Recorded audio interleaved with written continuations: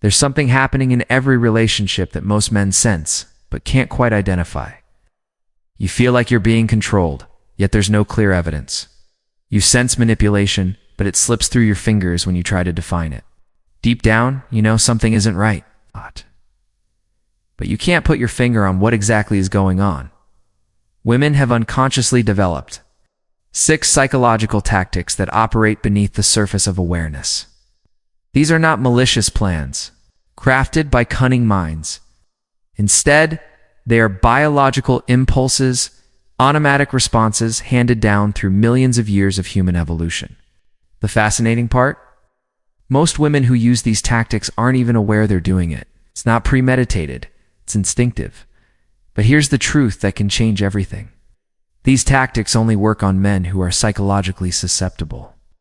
Becoming aware of how these mechanisms function is the crucial first step toward breaking free from their influence. The first tactic is withdrawal and emotional distance. Seemingly out of nowhere, she becomes cold, distant, and emotionally unavailable. One moment things are fine, the next she's quiet, aloof, responding with short answers or lost in thought. There's no obvious explanation, no argument, no trigger, just a shift in her energy. Suddenly your mind starts to race. What happened? What did you do wrong?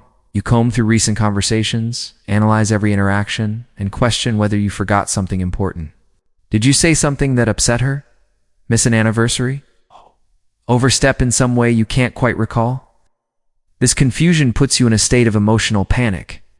Driven by a desperate need to restore harmony, you start reaching out more, apologizing for things you're not even sure you did, adjusting your behavior in hopes of fixing a mystery problem. But this withdrawal isn't a punishment. It's not about you. It's an unconscious test. Her biology is silently gauging your response, measuring your anxiety levels and assessing just how much power she holds over your emotional well-being. And the more desperately you pursue her during this phase, the more you're revealing that your emotional balance is dependent on her approval and attention. Women don't do this out of cruelty. It's a strategy hardwired into their psychology. Keep you alert, emotionally invested, and slightly off balance. It ensures you don't become complacent, that you remain attentive and eager. In effect, it creates a kind of psychological scarcity. The less available she seems, the more you crave her presence. When she finally reconnects, her affection feels more valuable, more rewarding, like a rare gift rather than a given. The second tactic is mirroring and false compatibility. In the early stages of a relationship, she instinctively begins to reflect your personality, interests, and values back to you. Without even realizing it, she picks up on what you desire in a partner and adapts herself to match that ideal. Suddenly, she loves the same bands you do. She's into your hobbies, believes in your values, and dreams of a future that sounds remarkably like the one you've always wanted. It feels magical, almost uncanny. You think, how is it possible that someone understands me this well? Begin to believe you've found your soulmate, partner who just gets you, who shares your worldview, who echoes your thoughts before you even voice them. The compatibility feels too perfect to ... be coincidence. But this mirroring serves a specific biological function, one that's critical during the early emotionally fragile bonding phase. It's not deception in the traditional sense, it's nature's way of maximizing connection during the brief window where emotional attachment is most likely to form. By subtly aligning with your interests, values, and lifestyle, she boosts the chances of you feeling deeply connected. Once she senses your commitment is secure, once your emotional investment is locked in, her authentic self begins to emerge. Suddenly, there's a shift. The shared enthusiasm for your hobbies begins to fade. Activities you once enjoyed together feel more like solo pursuits. The alignment you once believed was so real starts to unravel. New preferences surface, some of which directly conflict with your values or lifestyle. Issue isn't that, here's the catch. The issue isn't that she was intentionally deceiving you. It's that, during the critical phase of winning your attachment, her unconscious programming led her to become the version of herself most likely to win your heart. Her biology was essentially guiding her to mold herself into what you needed most until your emotional bond was firmly established. And only then, like a mask slowly lifting, does her real personality step into the light. The third tactic is what can be called guilt deployment and responsibility transfer. In this psychological maneuver, she makes you feel responsible for her emotions. She doesn't have to explicitly blame you. Instead, she expresses hurt, sadness, or disappointment in subtle but powerful ways that suggest your actions are at the root of her emotional pain. A sigh, a distant gaze, a softly spoken, "I just thought you'd care more." These cues are often enough. And why is it so effective? Because men have been socially and biologically conditioned to prioritize the emotional well-being of their partner. Without needing to make demands, she triggers your natural drive to protect and please. When she's upset, your immediate reaction is to look inward. What did I do wrong? How can I fix this? She doesn't need to ask for behavioral changes. Your own values do the work for her. You begin self-correcting, trying to avoid anything that might upset her again. And with each adjustment, you're reinforcing a pattern being trained in effect by guilt-based conditioning. It's not always malicious. Most of the time, she's unaware it's happening. But the outcome is still the same. Your sense of responsibility grows even for things outside your control. The most dangerous part of this tactic. It erodes your confidence in your own perception. You may begin to notice things that feel off in the relationship, emotional inconsistencies, subtle manipulation, or unmet needs. But when you try to bring them up, you're met with emotional backlash, tears, accusations, or being told you're overreacting, insecure, or trying to control her. The result? You end up apologizing for what you felt and begin second-guessing. You're self-avin when your instincts were spotting. And then comes the fourth tactic, hot and cold emotional cycles. This one is especially powerful because it mimics the psychological principles used in addictive reward systems. She oscillates between phases of warmth, passion, and closeness, then shifts abruptly to emotional coldness and detachment. When she's in the hot phase, everything feels alive. She's affectionate, attentive, and deeply engaged. Feel secure, appreciated, even exhilarated. It feels like the relationship is thriving. Then, without warning, she flips. The cold phase begins. Communication becomes minimal. Her energy is withdrawn. She offers short, detached responses like, "I'm fine," or, "Yeah, I've just been busy." The warmth disappears, replaced by emotional distance that leaves you confused and anxious. What's really happening here? It's a psychological loop known as intermittent reinforcement. The unpredictable shifts between affection and withdrawal heighten emotional dependency. You begin to chase those high moments of connection. Now, the cold phases become more than uncomfortable, they become unbearable. So you try harder, give more, hoping to return to the warmth. And slowly, without realizing it, she's getting you hooked. Now you're sitting there like an addict, messaging and asking what's wrong, wanting to see her, buying gifts to try to fix whatever you think is happening.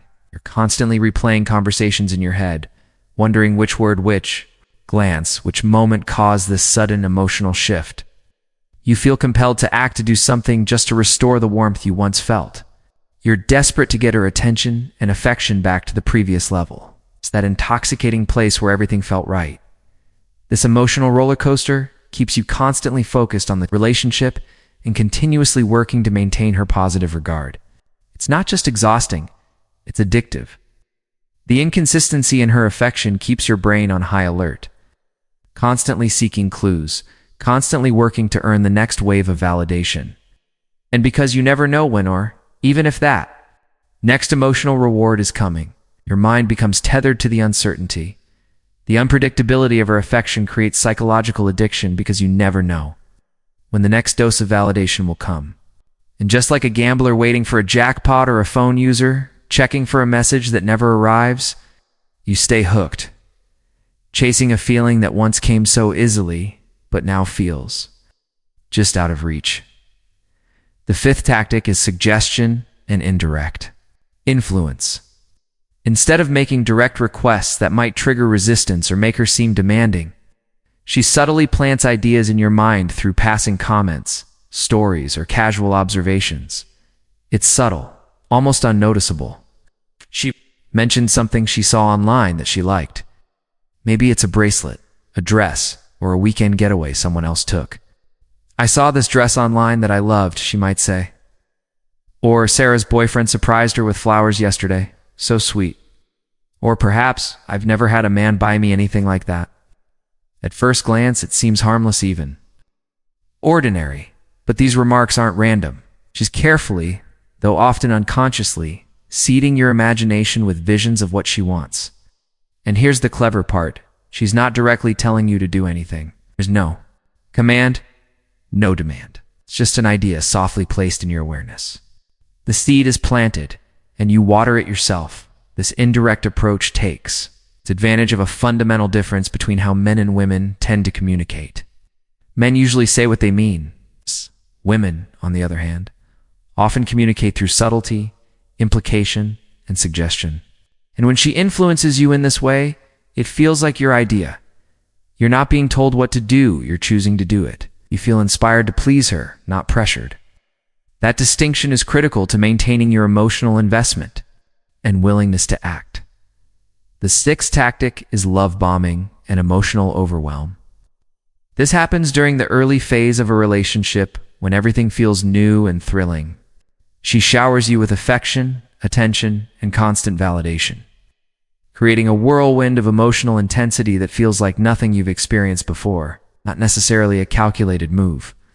Her brain is genuinely flooded with chemicals that heighten attachment and romantic fixation. This flood of emotional energy comes pouring out in the form of overwhelming praise and admiration. The love bombing progression typically follows a predictable pattern. Day 1, "You're so handsome." Day 2, "Oh my God, we have so much in common." Day 3, "I don't usually fall for someone this fast." Day 4, "I just feel like we're meant to be together." Day 5, "I love you." Each day, the emotional stakes rise, pulling you deeper into connection. It's like watching fireworks at night bright, sudden and mesmerizing.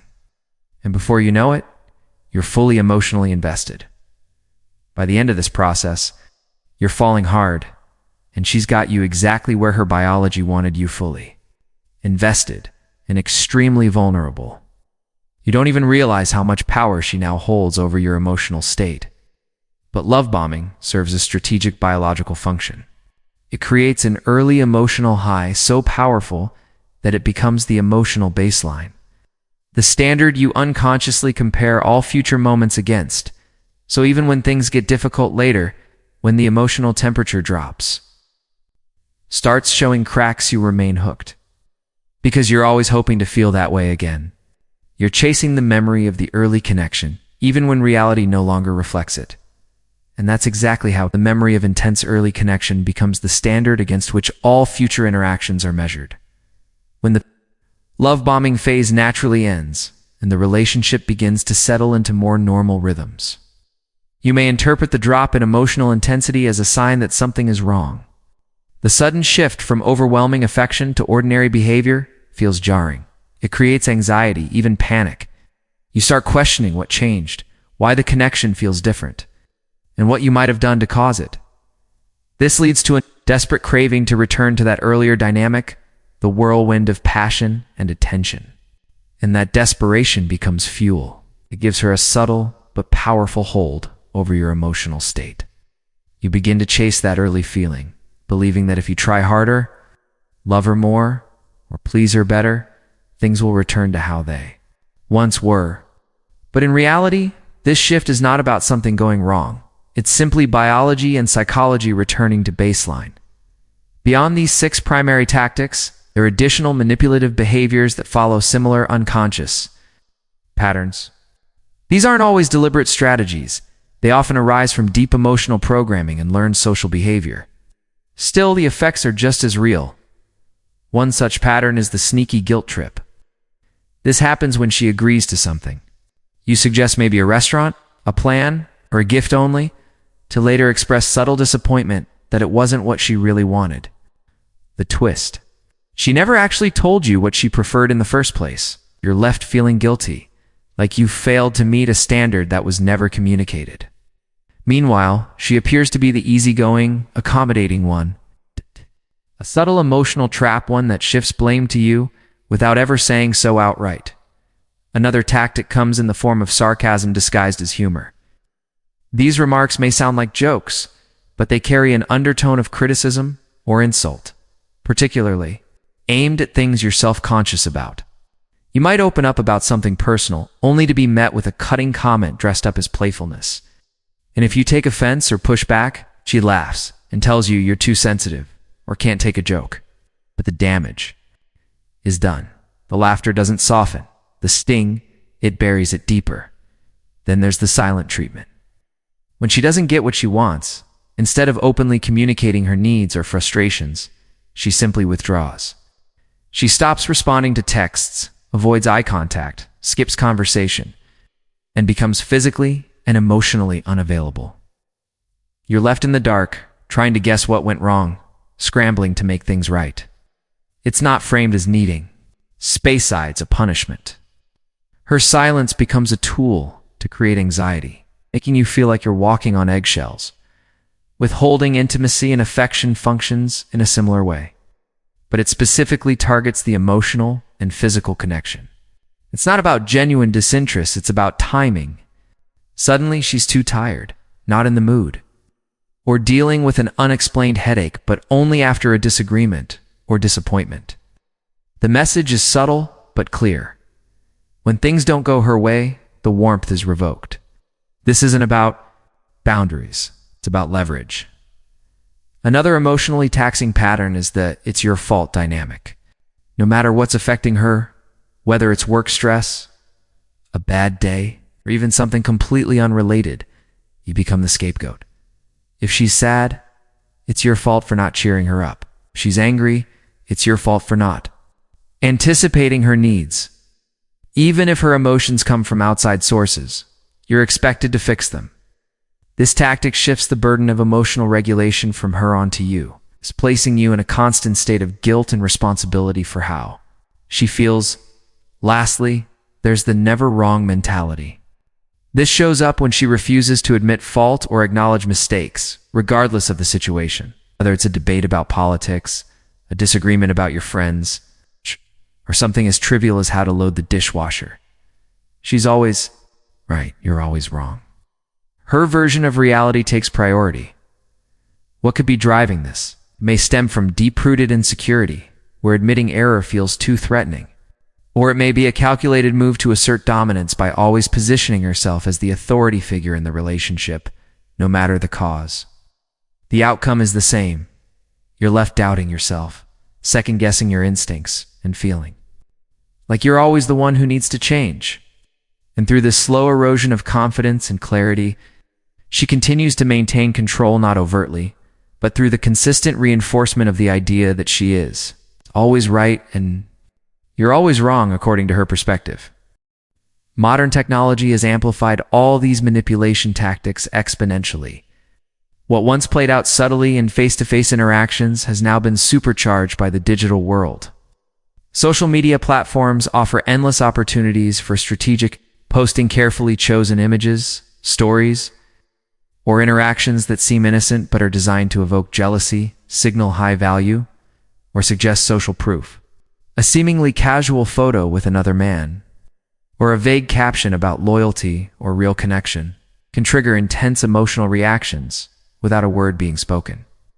Dating apps have opened a floodgate of male attention likes, compliments, flirty messages, all available at her fingertips.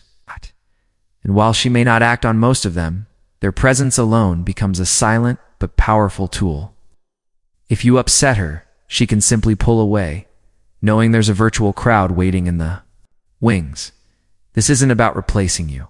It's about using access and attention as leverage, strengthening withdrawal tactics through perceived scarcity. Even text messaging has evolved into a tool for psychological games. The timing, tone, and frequency of her replies become a subtle dance of emotional control. She can reply instantly when she wants your attention, and leave you on read when she wants you to chase. A simple delay in response paired with a colder tone or fewer emojis can shift your entire mood. You begin reading between the lines, analyzing her punctuation like it's a secret code. It's no longer just about what she says, but when and when. How she says it? She can now deploy withdrawal through seen messages without responses, letting your imagination do all the work. She can craft suggestions through curated stories, sharing other people's romantic gestures, posting quotes about being treated right, or subtly showing what kind of behavior she rewards.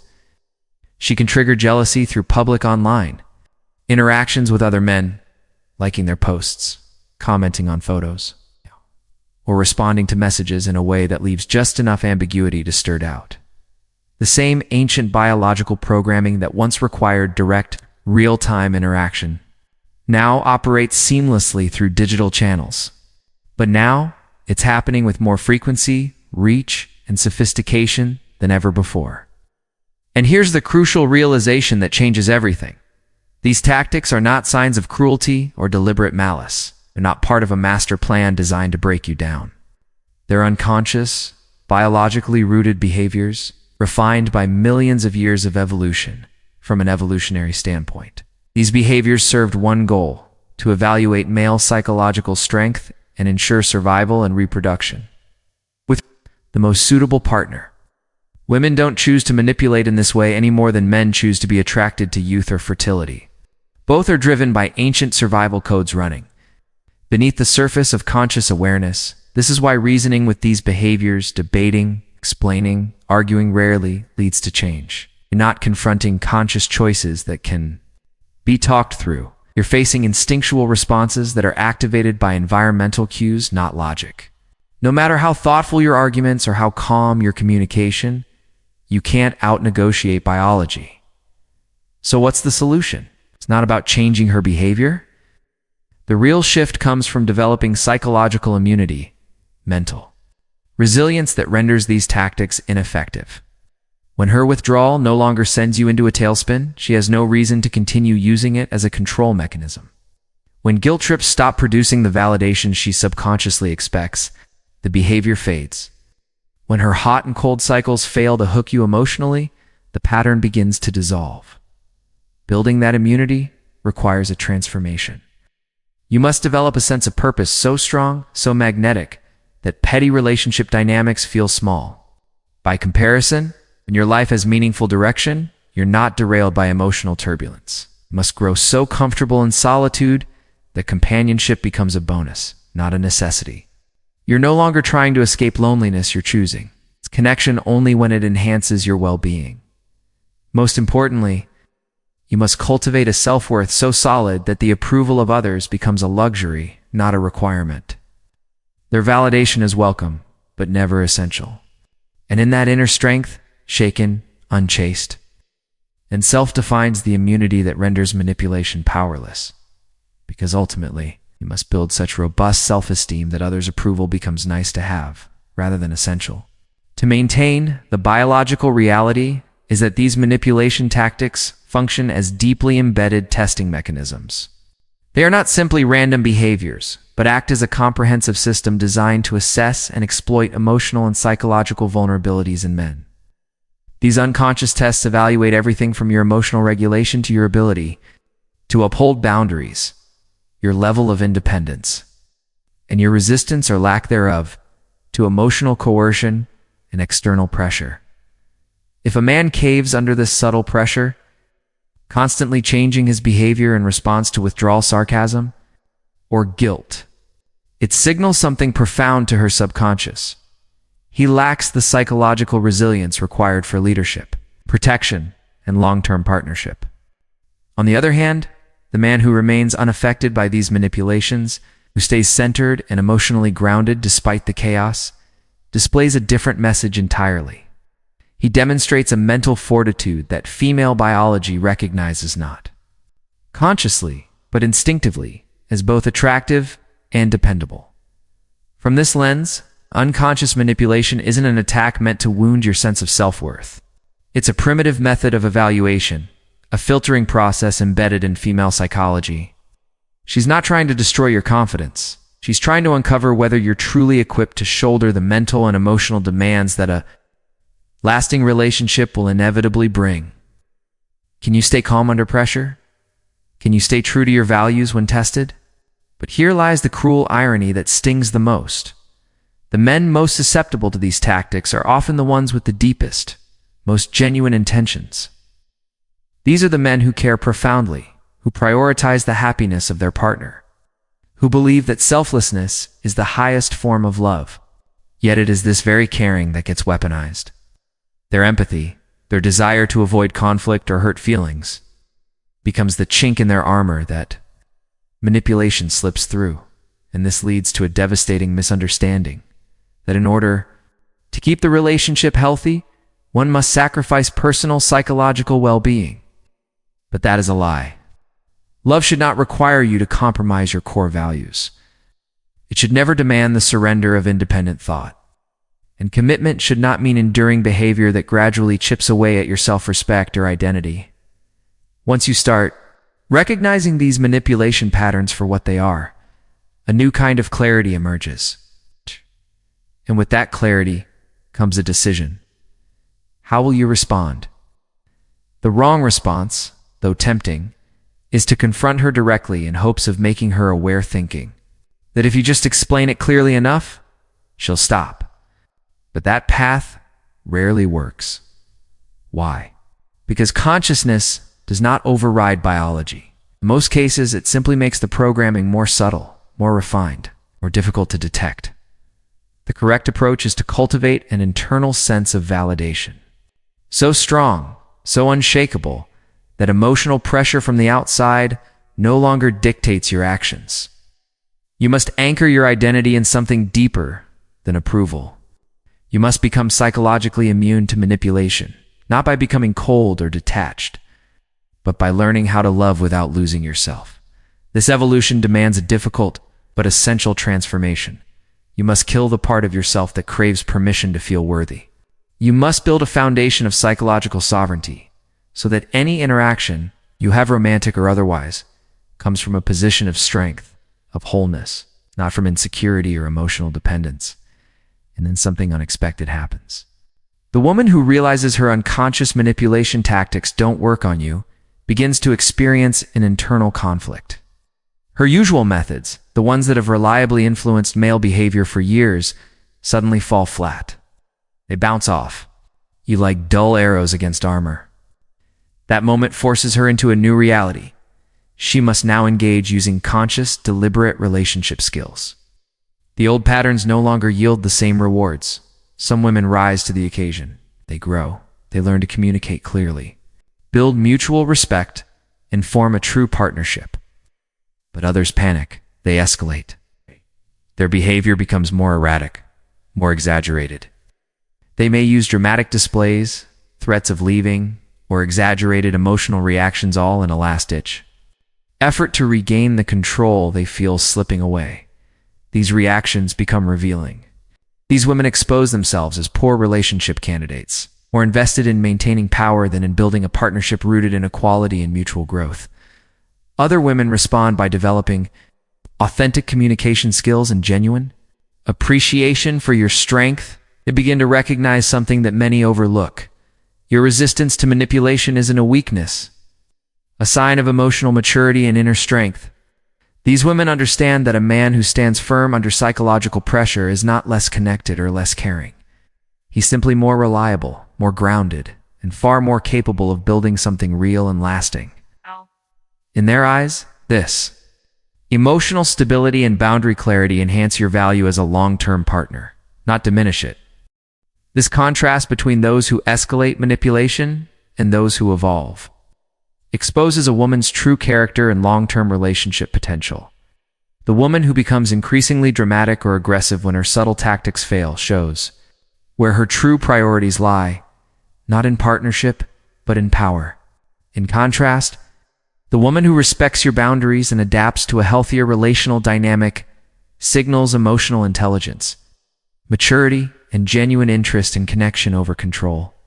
She sees strength and honors it at its core. The testing aspect of these manipulation tactics reveals a sophisticated and often unconscious evaluation system built into female psychology. These are not isolated behaviors. They are recurring, patterned mechanisms designed to assess the inner landscape of a man. Each tactic performs two simultaneous functions. It achieves an immediate interpersonal goal and collects vital information about your psychological composition, especially regarding your confidence, consistency, and resilience. For example, when she withdraws emotionally without explanation, she's not merely creating distance for its own sake. She's silently observing whether you'll spiral into anxiety, chasing her approval and questioning your every move, or whether you'll remain composed, centered, and emotionally self-reliant. Similarly, when she employs guilt tactics, she's not just expressing disappointment. She's measuring whether you'll take on undeserved emotional responsibility or maintain healthy psychological boundaries. These tests operate continuously, not just at the start of a relationship, but throughout its duration. They are recalibrated and reissued, especially during periods of stress or shifting dynamics, to constantly evaluate whether your psychological framework can sustain long-term intimacy and partnership. Over time, the data she gathers determines her respect for you, her willingness to commit, and even her overall satisfaction in the relationship. When you grasp this testing framework for what it truly is, your perspective on manipulation changes entirely. Instead of taking these behaviors personally or trying to explain or plead for logic, you begin to see them as evolutionary strategies. It's designed not to harm you, but to evaluate your readiness for leadership and stability under pressure. That recognition empowers you to respond with strength, not sensitivity. And here lies the biological logic behind it all. It is ruthlessly pragmatic. Women are at a deep instinctive level, selecting for men who can handle pressure, provide security, and remain composed in the face of psychological or situational adversity. If a man falls apart under emotional manipulation, how could he ever be expected to handle real-world threats or unforeseen challenges? This isn't about being heartless. It's about being reliable when it counts. The transformation needed to become immune to unconscious manipulation is not superficial, it's deep and powerful, yet completely achievable. It begins with discovering such a meaningful personal mission or purpose that seeking validation from a romantic relationship becomes secondary. You must build an internal world so solid, so purposeful, that no one else's moods or manipulations can shake your foundation. This psychological independence is not a wall. It's not detachment or emotional coldness. In fact, it's the very opposite. It's what allows you to love freely without being manipulated, to care deeply without surrendering your core self, and to remain connected without becoming consumed. Ultimately, you can love without being manipulated, care without being controlled, and engage without losing yourself in the process. The development of this immunity follows a predictable progression that requires consistent practice and conscious awareness. It's not something that happens overnight. It's just as physical fitness requires repetition and discipline. Building resistance to manipulation demands deliberate mental training. The first essential step is learning to spot these psychological tactics as they unfold, rather than realizing them only after the damage is done. You must become highly attuned to even the most subtle shifts in tone, behavior, and emotional energy. For instance, if you suddenly feel a wave of confusion about her mood, or if you catch yourself apologizing for something you don't fully understand, or worse, adjusting your actions to ease a tension she hasn't verbalized, then you're witnessing unconscious programming in motion. These are red flags, subtle yet unmistakable, that signal the initiation of psychological games. The second stage of building immunity involves emotional detachment from outcomes. This doesn't mean you stop caring about the relationship or become cold. Rather, it means developing the ability to remain emotionally grounded. Devon, when she pulls away unexpectedly, tries to guilt you into submission, or alternates between affection and distance. Emotional self-control becomes your anchor. You maintain calm, clarity, presence without being tossed around by the storm of her mood fluctuations. Next comes the third stage, perhaps the most transformative, where you build internal validation. Systems that make her approval optional, not essential. When your confidence is rooted in your purpose, your principles, and your personal evolution. The emotional leverage she once held begins to dissolve. You stop seeking reassurance from her, reactions, and instead draw strength from within. In this state, manipulation tactics lose their grip entirely. The fourth stage is where your internal work becomes visible in the real world, maintaining boundaries under emotional pressure. This is the test of your growth. When you consistently hold your line, even in the face of tears, silence, sarcasm, or guilt trips, you're essentially retraining her unconscious mind.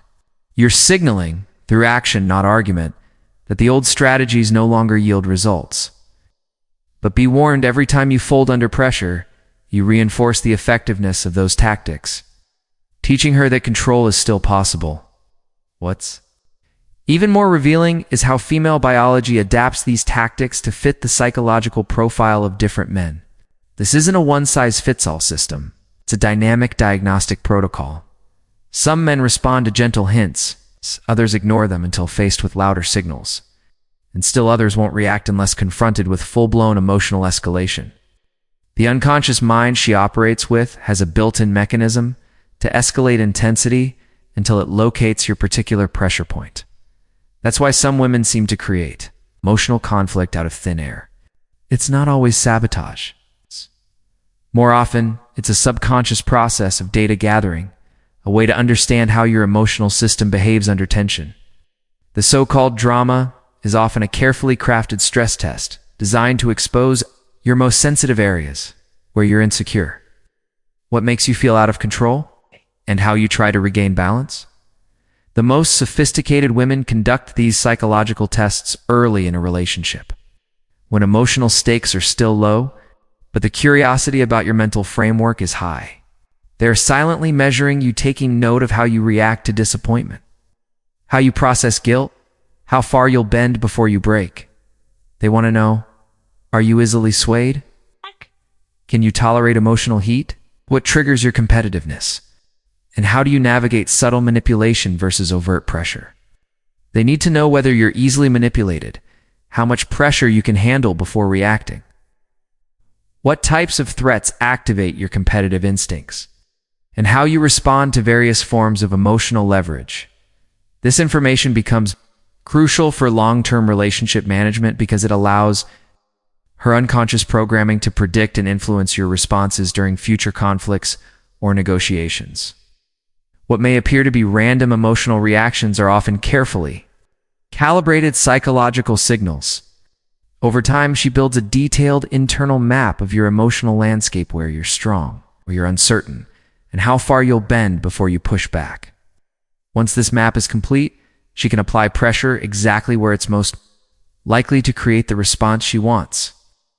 This doesn't make her malicious. It makes her biologically strategic. The woman who understands your psychological triggers can activate them strategically whenever her instincts decide that a certain emotional or relational outcome must be achieved, whether it's to win an argument, avoid accountability, or shift responsibility. She knows how to stir a specific reaction to get her desired result. It becomes less about open dialogue and more about emotional leverage.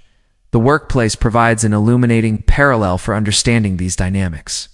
Imagine, for a moment, an employee who constantly challenges decisions, questions every directive, and threatens to resign any time they're held to a standard. In that professional context, no manager would tolerate such behavior. It would be considered toxic and disruptive to the team's stability. That employee would be replaced swiftly and without drama. Why? Because effectiveness requires order and discipline. It's not emotional volatility. Yet in intimate relationships, men often tolerate this exact behavior from women. They've been conditioned, often from media, upbringing, or social messaging. Believe that true love means unconditional acceptance, even when it comes at the cost of their own dignity and authority. They allow disrespect to fester under the misguided belief that setting boundaries is unkind or selfish. Slowly, their influence in the relationship erodes, and they're left wondering why everything feels so off balance, so draining. They allow their authority to be undermined daily, while wondering why their relationships become increasingly difficult and unsatisfying. The answer lies not in the behavior itself, but in the failure to respond to it effectively. Respect in any domain, personal or professional, is not earned through blind accommodation. It is built through visible strength, consistent integrity. In demonstrated value, a man who constantly gives in doesn't earn trust. He invites doubt and eventually discontent.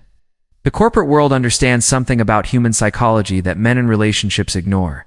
True leadership is not reactive. It is firm, principled, and unshaken by momentary emotion. Just as the manager who changes policy every time someone complains creates confusion, the man who alters his stance to avoid conflict invites chaos, not connection. Leadership demands steadiness. The pharmaceutical industry provides another useful analogy.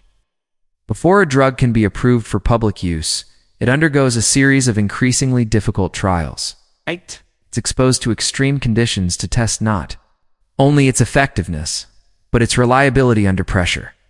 If it breaks down under stress, it's disqualified. The stakes are simply too high to risk using something fragile. Women conduct similar stress tests on male psychology through manipulation tactics. These aren't always intentional, but they are instinctual.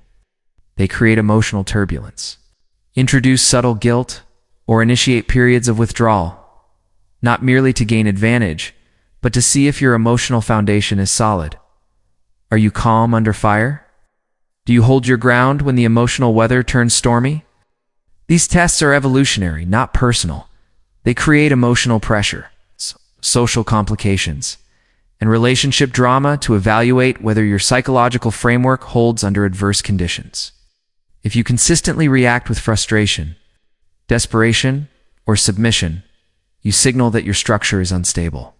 And just like a faulty medicine, you may be deemed unsuitable for a future role that demands emotional and psychological reliability, namely, leading a family or supporting a partner through life's inevitable chaos. A man whose authority crumbles during these tests isn't suitable for the serious business of leading a family through life's inevitable challenges. Leadership in a relationship isn't about control. It's about resilience, consistency, and the ability to stand firm when it matters most. The same principle applies in elite environments, where pressure is expected. The military understands this principle in their training programs. When recruits struggle, they don't lower the bar, they raise it. The goal isn't to coddle weakness, it's to forge strength. Stress isn't avoided, it's weaponized, deliberately used to develop people who perform best under pressure. A soldier who breaks down during training wouldn't be trusted in actual combat situations. The battlefield is no place for uncertainty. Likewise, life will deliver emotional and logistical battles. Women, whether consciously or not, want men who can lead with confidence through those unpredictable terrains. Women apply similar logic to relationship dynamics. Just as the army filters out weakness to protect its unit, a woman's unconscious mind tests for emotional durability. She doesn't want a man who functions only when everything is easy and harmonious. They don't want men who need perfect conditions to function as leaders. Instead, they seek partners who become stronger when conditions worsen, men whose courage grows when things become uncertain, whose clarity sharpens under pressure. They want men who become better leaders when conditions become more challenging. This is why your response to her most unreasonable demands often matters more than your response to her most reasonable requests. At first glance, it seems logical to focus on the fair and respectful parts of a relationship, those moments when her needs align with your values. But reality tells a deeper story. The moments that truly define a man's psychological integrity are not the easy ones. They're the ones filled with emotional pressure, confusion, or unfair expectations. These are the turning points that reveal whether your internal framework can withstand emotional turbulence or if it cracks under pressure. The counterintuitive truth about manipulation tactics is that successfully resisting them makes them less frequent over time. It's not about battling every emotional fluctuation. It's about making your boundaries so consistent that testing them becomes unnecessary. When she sees that your responses are unwavering, her unconscious mind eventually accepts this as fact. Her biology adapts. recognizing that the manipulation route is unproductive. This isn't just a behavioral shift, it's a reprogramming of how she relates to your psychological presence. When you consistently demonstrate that your psychological framework is non-negotiable, she stops testing it as frequently because the results have become predictable. Just as a child stops asking for candy when a parent always says no, her unconscious stops issuing emotional tests when they no longer yield results. But when you occasionally cave to manipulation, whether due to fatigue, guilt, or fear of conflict, unknowingly reset the entire testing process. She's no longer sure where your true boundaries lie. And this uncertainty restarts the cycle. It's like tearing down a wall you spent months building. That one moment of compromise erases the certainty you worked so hard to establish. The result: you re-enter a phase of unpredictability, confusion, and emotional instability. She tests more. She tests harder. It all becomes increasingly exhausting, not just for you, but for the relationship itself. This creates the exhausting pattern that destroys many relationships. Intermittent reinforcement of her testing behavior through inconsistent responses. One day, you stand firm, the next, you fold. And just like that, she no longer knows which version of you will show up. The ambiguity invites constant probing. Her behavior becomes compulsive, not because she enjoys it, but because her instincts haven't received a clear, consistent message from you. The psychological principle at work here is the same one that makes gambling addictive. When rewards, emotional reactions, concessions, validation come unpredictably, the mind becomes hooked. It starts chasing the next win, the next emotional payout. And just like a gambler sitting at a slot machine, she keeps pulling the lever of manipulation, unsure when or how it will work, but unable to stop trying. This is why consistency and resisting manipulation isn't just about winning individual battles. It's about ending the war entirely, and she knows without a shred of doubt that your emotional decisions are based on principle and not pressure. She stops investing energy in tactics that don't work. That energy is then redirected often in powerful and positive ways toward respect, collaboration, and mutual support. The woman who knows with absolute certainty that manipulation won't work stops wasting energy on these tactics and redirects that energy towards supporting your leadership instead. She no longer needs to test your strength because she can finally relax into it. And in doing so, she can evolve too. The relationship becomes a space for growth rather than control. But the stakes go far beyond a single relationship. The long-term psychological consequences of succumbing to manipulation tactics extend far beyond the home or romantic life. Men who consistently fail these unconscious tests don't just suffer relationship dysfunction, they begin to carry those adaptive behaviors into the rest of their lives. Over time, they develop what could be described as accommodation addiction, a compulsive need to modify their behavior to avoid conflict, even when that conflict would be healthy and necessary. It becomes a deeply ingrained pattern-seeking harmony at the cost of truth. They become men who apologize before speaking, who say yes when they mean no, who feel discomfort just asserting their needs. What begins as emotional submission in relationships slowly becomes a universal behavior model. This accommodation addiction spreads to every area of life. The man who can't maintain boundaries with his girlfriend often struggles to maintain boundaries with employers, friends, family members, and business associates. He becomes overly agreeable, easily influenced, unable to stand his ground in moments that require courage, and this doesn't go unnoticed. People, consciously or not, start taking advantage of him across all domains. The psychological weakness that makes him vulnerable to female manipulation makes him vulnerable to manipulation. From all sources, emotional pressure becomes his kryptonite. Anyone with a stronger will can control him. And in a world that rewards confidence and clarity, this lack of personal sovereignty quietly sabotages his potential in every sphere of life. Conversely, the psychological strength required to resist unconscious female manipulation serves you in every context that requires leadership, independence, and authentic self-expression. The habits you build in your personal life, resisting pressure, standing firm, expressing truth without fear, become the same tools that elevate your performance professionally, socially, and spiritually. When you become immune to emotionally pressure from women, you become immune to emotional pressure from everyone. Your frame becomes unshakable. Your mind becomes disciplined, and your presence commands respect not through domination, but through unwavering integrity. The escalation pattern that occurs when manipulation tactics fail reveals the unconscious nature of these strategies. She doesn't always know why she pulls away or why she lashes out. Her biology is leading the way. When subtle withdrawal doesn't work, she might disappear for days or weeks.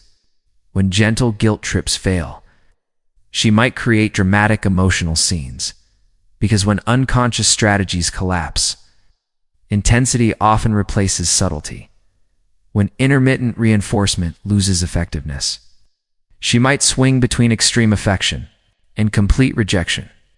The sudden polarity, one moment intensely warm, the next completely distant, is not a carefully plotted tactic. It's not about scheming or conscious planning. It's a primal, biological response rooted deep within. Her evolutionary programming, her unconscious mind, sensing a loss of control, begins to increase the emotional pressure, hoping to reassert influence over your behavior. The logic isn't malicious, it's mechanical. Her instincts are trying to regain footing in what they perceive as a destabilizing situation. This escalation isn't a conscious strategy. It's biological programming trying to regain control through increased intensity, like a machine running error diagnostics. Her system interprets your emotional immunity as a malfunction in the expected interaction pattern, and the solution? Amplify the pressure. Tactics. If subtle tactics no longer work, then louder, more aggressive methods are deployed. Her unconscious programming believes stronger signals will correct the disconnection. Her unconscious mind interprets your immunity as a malfunction in her influence system that requires more powerful intervention to correct. What you're witnessing is not calculated manipulation, but a kind of biological emergency. Her mind and body are reacting as if the system of control, one that may have worked her entire life, has suddenly failed. And this failure triggers internal chaos. In many ways, she's panicking, not out of hatred, but from instinctual fear of losing control and, by extension, security. The woman who escalates manipulation tactics in response to your boundaries is essentially experiencing a biological emergency. She's not attacking you personally. She's responding to internal programming that tells her something is wrong, something must be fixed. This is why men must learn to remain calm in the storm. If you mistake this panic response for deliberate cruelty, you'll engage it emotionally and feed the fire. But if you recognize it as a primal survival mechanism, you'll be able to respond with grounded awareness rather than emotional reactivity. Her programming has detected that its primary control mechanisms aren't functioning, triggering panic. Responses designed to restore the previous power dynamic through any means necessary. She's not aware of this consciously. Most women wouldn't even be able to explain this behavior logically. Yet it plays out with precision. The emotional surges, guilt trips, vanishing acts, or sudden affection, they're all parts of an unconscious attempt to reboot influence.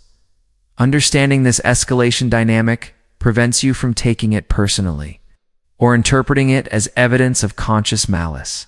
It's not that she wants to be manipulative, it's that she doesn't know another way to respond when her sense of control starts to unravel. And this is where the core difference between healthy and unhealthy partners begins to emerge. She's not choosing to become more manipulative. She's experiencing biological panic that manifests as increased manipulation intensity. Some women, upon reaching this point, pause and reflect. They begin to question their own behaviors and shift toward self-awareness. Others spiral further into the unconscious cycle. The difference between women who escalate versus those who adapt reveals fundamental differences in psychological health and relationship potential. Healthy women have developed enough consciousness to recognize when old emotional patterns don't serve their current goals. They can pause, self-regulate, and evolve. In contrast, unhealthy women remain bound to outdated instincts. Slaves. Two strategies that might have worked in adolescence but fail to sustain adult intimacy. Healthy women possess enough conscious awareness to override their unconscious programming. When it conflicts with relationship goals, they understand that strength in a man is not something to fear or control, but something to respect and partner with. Unhealthy women, however, interpret emotional resistance as a threat and escalate in desperation. Unhealthy women remain enslaved to biological imperatives, regardless of the consequences. And here lies the tragic twist: the very manipulation designed to secure a man's attention eventually destroys his respect. The unconscious drive to keep the man pushes him further away.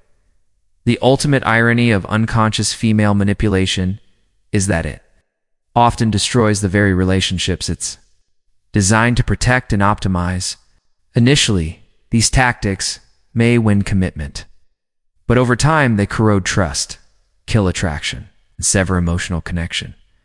Women who rely heavily on these tactics frequently find themselves with men who either become psychologically damaged or emotionally detached over time. The man who once cared deeply becomes numb. The one who once admired her now resents her. And slowly, without either party fully realizing it, love decays. The manipulation tactics that initially secure male investment eventually erode the genuine connection and respect that make relationships fulfilling for both parties. Love-based on fear, control, or pressure is not love at all, it's survival, dressed as intimacy. You can't build authentic intimacy on a foundation of unconscious control and psychological manipulation. Even when manipulation is unintentional, the effects are real and lasting. A relationship built on such a foundation is destined to become a battlefield of resentment and silent disconnection, even when that manipulation isn't consciously intended. This creates the tragic cycle that destroys most modern relationships. The cycle is painfully predictable. Women use unconscious tactics to secure. Men who gradually lose respect for women who need tactics to control them. Women use unconscious tactics to secure men who gradually lose respect for women who need tactics to control them. And just as tragic, men who give in to these tactics begin to lose respect for themselves. They compromise too much. They bend too far. They forget who they are. Meanwhile, men who succumb to these tactics gradually lose respect for themselves, creating relationships where neither party can maintain genuine attraction or connection. What remains is a hollow bond void of vitality, spark, or mutual admiration. Two people, coexisting but emotionally checked out. The ultimate paradox is that the less these tactics work on you, the better your relationships become. When you stop being controlled, you attract those who no longer need control to feel secure. You draw in partners who are ready for maturity, for connection based on strength rather than fear. When you're no longer vulnerable to manipulation, you attract women who don't need manipulation to feel secure. These are the women who see your strength not as a threat, but as a foundation. They rise with you, not against you. When you stop being controllable, you become genuinely attractive to women who want partnership rather than power. And with such women, true intimacy becomes possible. The choice is always yours. You can either remain vulnerable to unconscious manipulation tactics or build the psychological strength that makes such tactics powerless. Remain vulnerable to unconscious manipulation tactics or develop the psychological strength that makes manipulation impossible. These tactics won't vanish just because you understand them, but understanding gives you the power to rise above them. Either way, the tactics will continue operating. The only question is whether they'll work on you. Choose wisely, but stand firm. Because in the end, your psychological freedom and relationship happiness depend on understanding this invisible war and developing the immunity that allows authentic love to emerge.